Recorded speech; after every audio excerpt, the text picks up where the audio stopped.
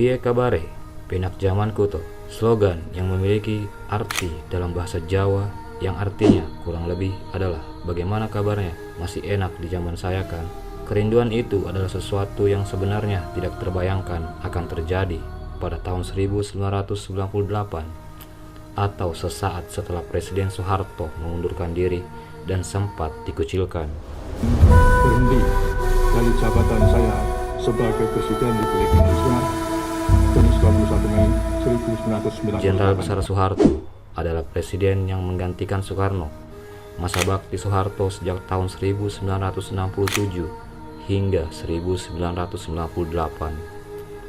Masa bakti yang lama membuat Soeharto menjadi figur yang sangat disegani di ASEAN. Kejatuhan Soeharto pun merupakan kerugian yang paling besar di Asia Tenggara karena beliau sangat dihormati oleh para pemimpin ASEAN lainnya, termasuk mantan Perdana Menteri Malaysia Mahathir Mohamad. Presiden Soeharto memimpin dengan tangan besi dan kerap menggunakan kekuasaannya memenjarakan sisi politik yang berlawanan. Ternyata kesejahteraan belum cukup kalau mulut dibungkam. Seperti burung dalam sangkar, kenyang tapi tidak bebas berbicara. Puncaknya ekonomi Indonesia yang semakin parah memicu gejolak sosial dan politik.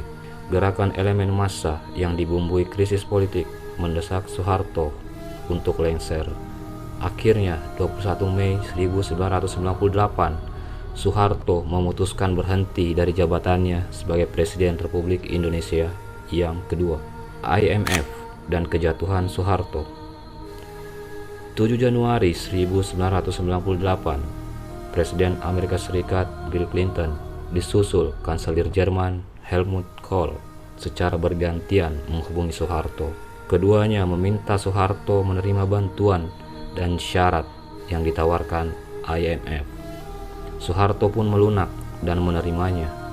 Pada 15 Januari 1998, Soeharto menandatangani Letter of Intent yang disodorkan IMF.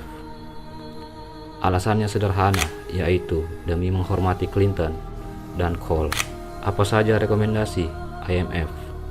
Pertama, menaikkan suku bunga acuan Bank Indonesia hingga 75%. Yang kedua, memangkas subsidi bahan bakar minyak atau BBM.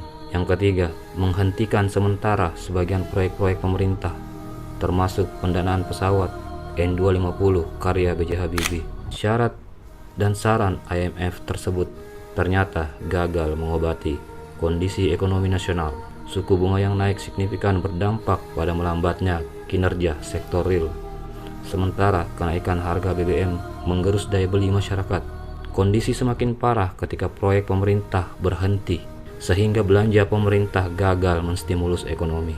Alasan Soeharto dirindukan. Presiden Soeharto pada masanya selama periode 1967 sampai dengan 1997, pertumbuhan ekonomi Indonesia dapat ditingkatkan dan dipertahankan rata-rata 7,2% per tahun. Jadi, kerinduan masyarakat terhadap Desmilin Jenderal itu adalah manifestasi protes terhadap situasi saat ini yang menilai bahwa pemerintahan saat ini tidak jauh lebih baik dari Orde Baru dari sisi kesejahteraan. Sebagian kecil masyarakat menilai Presiden Soeharto terbaik jika melihat fakta keberhasilannya mensejahterakan rakyat Indonesia. Adapun prestasi Presiden Soeharto yaitu mendirikan SD Impres dan pendidikan yang murah. Pada tahun 1973, Presiden Soeharto berhasil mendirikan 150.000 SD Impres dan karyakan 1 juta guru. Hingga pada tahun 1993, UNESCO memberikan penghargaan kepada Soeharto, Piagam de Avicenna. Avicenna adalah simbol dari tokoh ilmu pengetahuan Islam, Ibnu Sina, yang namanya diabadikan di UNESCO. Padi dengan mempergunakan urea tablet. Suasembada pangan 1984, Soeharto membangkitkan Indonesia dari keterpurukan ekonomi dari peninggalan pemerintahan Orde Lama.